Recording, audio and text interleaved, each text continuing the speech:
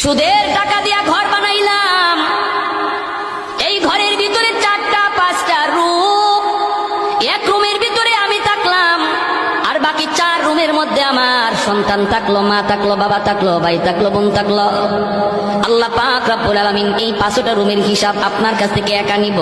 যারা ছিল এরা ফাও ফাও ছিল, এদের কোনো হিসাব নাই, হিসাব দিবে তুমি একা। এজন্যই তো এক বড় ভাইকে ছোট ভাই বলতেছে, ভাইয়া সাবধান, ভাইয়া তুমি সুদের ব্যবসা কইরো না, সুদে টাকা আইনো না, সুদখোরের কাছে তুমি যাইও না, অল্প হলেও তুমি এর উপরে সবর করো, আল্লাহ বরকত দিয়ে দিবে।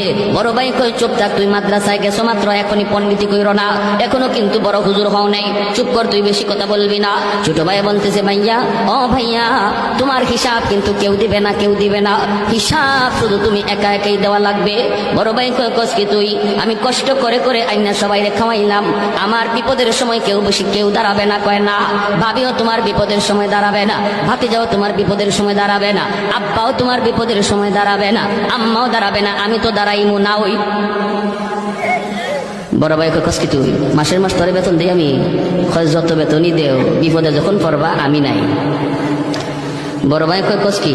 আমার বউ? বলে বউ না। কয় দূর হট, আমি এত কষ্ট করে ভাঙতেছি, আমার বিপদে দাঁড়াইবো না। কত দুনিয়াতে পরীক্ষা করবা? বড় ভাই কয়, পরীক্ষা কেমনে করবি? দুনিয়াতেই তুমি বিপদে পড়ে